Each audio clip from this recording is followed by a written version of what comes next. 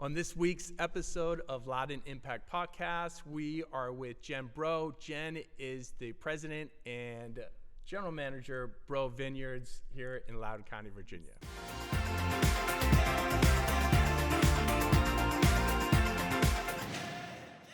Jen, thanks for having us out today. It's an absolutely stunning day. We are at the vineyard today. It's a beautiful fall day, and I want to thank you for having us today. It's my pleasure. So let's go way back, if you don't mind, back when you were probably a little kid growing up in the Breaux Vineyard, or Breaux family, so to speak. Tell us a little bit about the beginning, and the vineyard started in 1995, is that correct? But you guys have a little bit of a history being entrepreneurs before that. Yeah, that's correct. So we ended up in Virginia by way of North Carolina. Mm-hmm. My father, the name Breaux, we have Cajun roots. Okay. That's my grandfather and great-grandfather. Yeah. My grandfather was in the Navy, so my father was in Norfolk, Virginia, where he grew up as a boy after California. As a little boy. And from there, my grandmother moved down to the Outer Banks of North Carolina. And she owned a small motel there.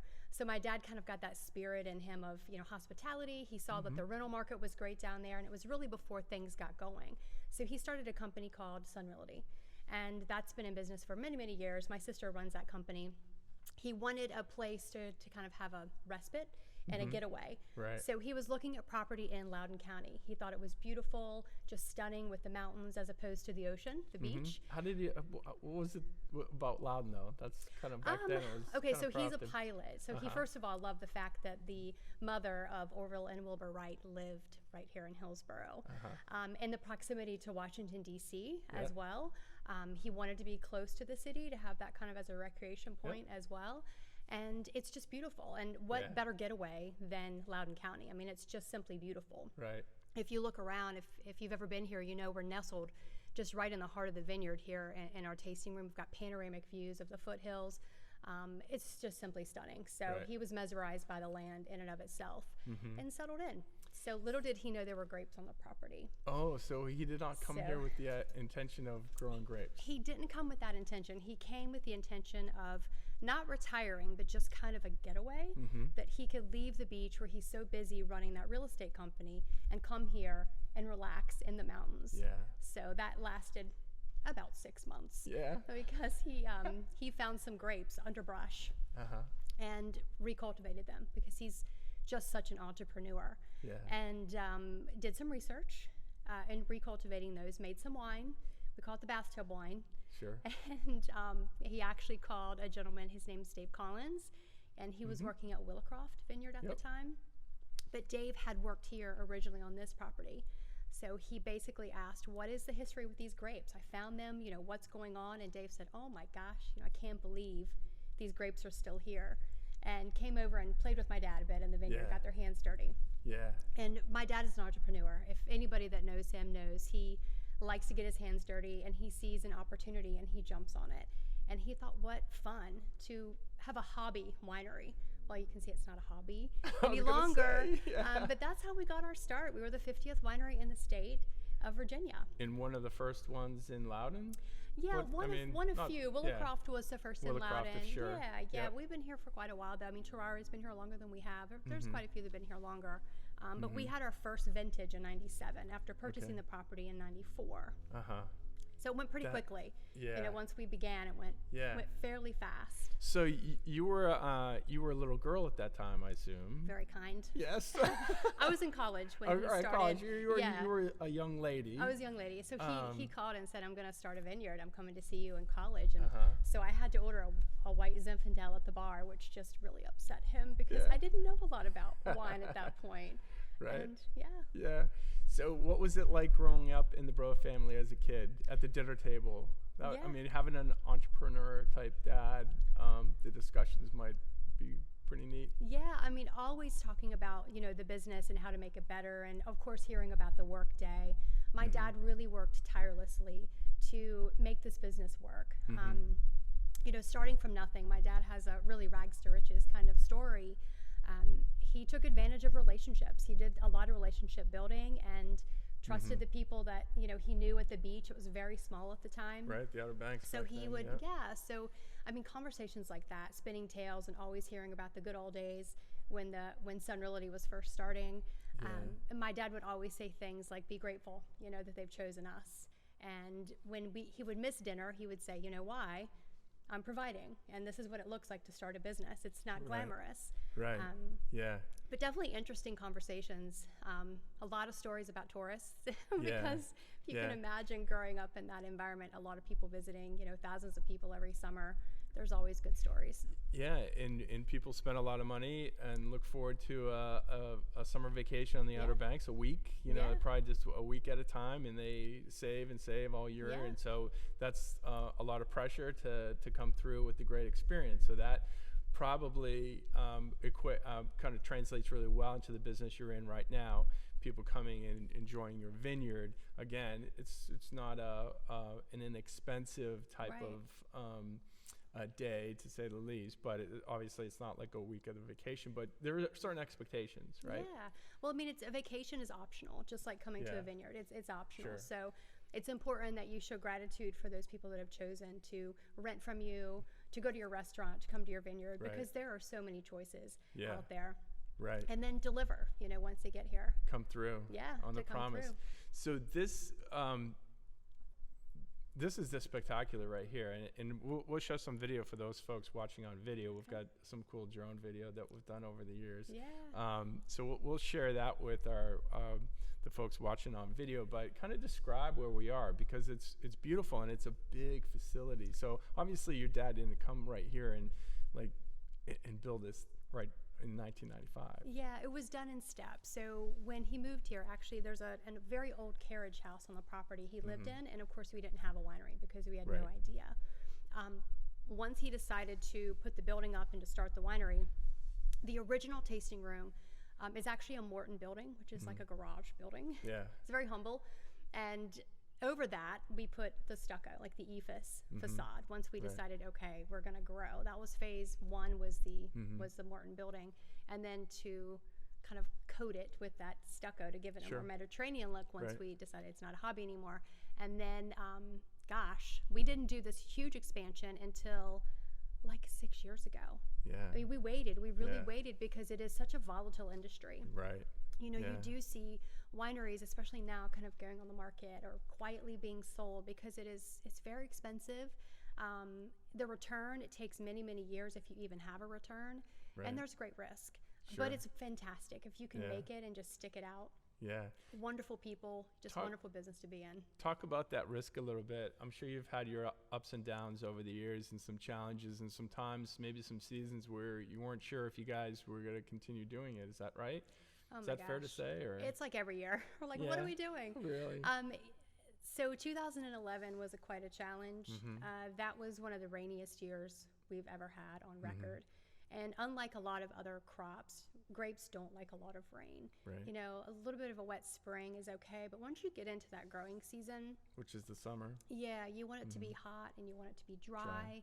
And then of course at harvest you don't need that rain, because that could just ruin an entirely beautiful growing season.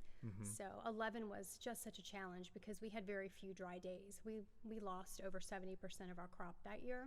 Right. That's definitely tough. Yeah. Because you're still taking care of the vines just as if you're going to have prolific crop at the end. You've got to go through the process, right? Yeah, you've got the people, you've got the sprays, you've got everything that going into it, but nothing really coming out. Yeah. So you were in college when your dad found the property. Yeah. He moved up in 95? Did he move from the Outer Banks? 94. 94, he moved up here. You were in college. When did you become more involved in the business?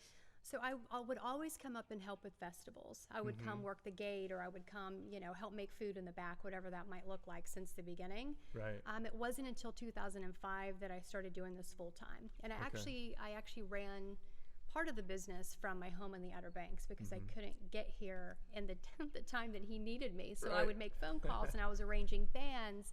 Yeah. And then I moved up here in June 9th of 2005, full time. So 15 years. Yeah. And now it seems like you're basically taking over the reins from your dad. Is that fair to say? I think it's fair to say. My job was to work him out of a job. And you did it successfully? I did it. He's worked so hard his whole life. So if, me moving up here and giving away the beach, I did give away that salt life. That's love. Right, yeah. That's what we love. But it brings me joy to know that I can do that and, honor him and all he's done. Yeah. It does, I believe, take family to get involved in a business like this because it just takes tireless hours and dedication and stability. With a lot of turnover, you don't have the success that you would have with that stability. Right. So I'm happy to be here. What is your dad doing now? So he's not retired. I don't think he'll ever retire. I send him all the reports he needs for Breaux, and my sister does the same thing for his real estate company on the Outer Banks. And he lives in Florida now. Yeah. So he loves to ride motorcycles. He has a beautiful boat he enjoys going out in. Yeah. He has a great network of friends there. So he's really enjoying his life now and able to exhale a bit, knowing that his daughters are taking care Good for him. Of his company. And he's got two of his daughters running two of his businesses. He does. Totally different businesses. Totally different, Yeah. but hospitality in a way, right? Exactly. Sure. Exactly. Yeah. So my older sister, Allie, we encourage each other all the time. Yeah. It is a family business. Yeah. So we're like, oh my gosh, Yeah. there has its ups and downs. I could write a book. Yeah. But I love it. I Yeah. love it. I think if you can survive in a family business, you can survive anywhere because you get the emotions attached to it as well as the You sure do. the goods and the bads. Right. So. Tell us a little bit about the wines. Okay. We have lots of wine here, a great variety. We grow 17 different grapes in the vineyard. So red, white, dry, sweet, dessert wines, port style wines. What do you think you do best? Gosh, I love our Sauvignon Blanc. I think it's just exceptional. And I think our Meritage blend is amazing. We grow impeccable fruit. So there's not one wine that I'm not proud to showcase because the fruit is just so good. It's really up to us to mess it up at that point. Yeah. Nebbiolo is lovely. It's an Italian variety. It's not many people grow it, so that's something I'm really proud of as well. Are you involved in that process at all? So we have a great winemaker and a great vineyard manager. Right. I don't have a very green thumb, but I know what I'm doing out there, but Sure. don't ask me to run the vineyard in and of itself by Yeah. myself. And same What about the wine? Do you get involved in the process of making the wine and what you prefer, like your palate, and you're like, hey, I wish it would be more like this? Yeah, so Do you it's get involved in important that we're making wines that our family likes to drink. Right. And the winemaker definitely has his style, but we get to taste them and kind of decide, we want it a little heavier, a little lighter, more oak. And we're involved in the blends. And that's fun. That's part of the process. Yeah, I can it's imagine. fun for the staff to try too. Just because I like it doesn't mean the customers are going to like it. So that's the most fun part of the job, I think, for a lot of people that work here, the tasting trials. Yeah, right. So we're recording during COVID, crazy time. Yeah. A lot of challenges. How are you guys managing those challenges? We don't have the option to give up. Right. So we're pretty tenacious. I think people in the wine industry as a whole are tenacious people. So with COVID, we just decided we're going to pivot and we're going to do the best we can within the mandates and the regulations. And we have done that. So I believe that we have definitely set a standard as far as what you should do and how to serve guests and keep them comfortable and keep them safe. Right. As well as the staff, the same thing for them. Yeah. We've gotten creative in our delivery of wine, starting with curbside service, a texting system, so guests could text in their orders and we bring it right out to their table or to their car.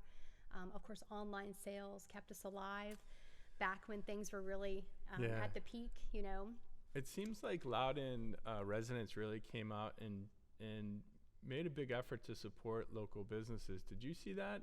Oh my gosh. Do you feel that way? It was incredible. Yeah. So I was just speaking with somebody about this morning. It's like lemons, right? And you've got to make it into lemonade or else you're just left with sour. Yeah. And, the people in this county definitely came out and they supported the restaurants, the small businesses, the wineries. And I would see on Facebook especially that encouragement, go buy a gift card, order some wine, pre-order wine for your holidays, just keep these businesses going, make a decision to go, buy craft beer or buy craft wine instead of going to the grocery store. Yeah. So it was just incredible. And also the funding, the grants and the way that they pulled together to try to help the small businesses, the tourism, Loudoun Department of Economic Development, Visit Loudoun, the outreach that they did to just inform us and keep us, you know, afloat with knowledge and information and empower us to stay, just to keep going safely and legally, was incredible. It seemed like you were a leader in that. You were, I'd see your posts a lot on social media, and you had a lot to say about encouraging the residents in Loudoun to support locals. So I was really impressed with that. I loved how you stepped up and did that. That was impressive. Oh, thank you. We've got to look out for each other. Sure. Right. In the end, the hashtag, you know, we're in this together is so true. Yeah, right.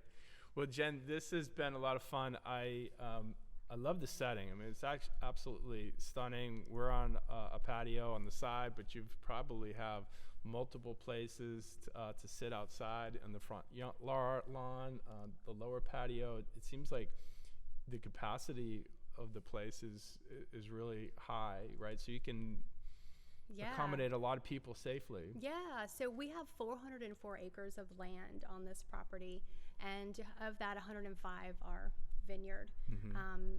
The space we have is incredible. The patio here, we do 6 to 10 feet distancing on the patio, but on the lawn we have like 12 to 22 feet between tables.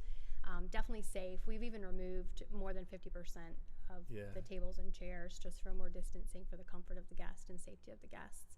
So that's one thing we do have going for us, is that space. The space. To keep us going, especially with this beautiful weather. We're hoping to just end the season with a bang with all this gorgeous weather, and that people will want to come out and support, Breaux and also the other venues within Loudoun with this gorgeous weather. And then in winter, we have a lot of indoor space too. We can do distancing inside too. Yeah, we should join you and shoot a video for you guys to show your beautiful space inside. We'd love to do that. But for now, it is early November when we're recording this, and we're sitting outside, and it's, 70 degrees outside? I mean, it doesn't get much better. This is like California weather. Yeah. It's happy weather, isn't it? And we were driving out here from Leesburg, and just amazed at the color of the trees and the hills, and just a beautiful place, a beautiful setting to sit and enjoy a glass of wine. So I really want to thank you for having us here today. I wish you all the best of luck post-COVID. And we've got a glass of wine that you poured for us. What are we drinking here? This is Viognier. There you go. This is Viognier. Perfect. Well, cheers, Jen. Cheers. Thanks for having us. Thank you. All right, guys. We'll see you next video. And if you get a chance, join Jen here at Breaux. You will not be disappointed.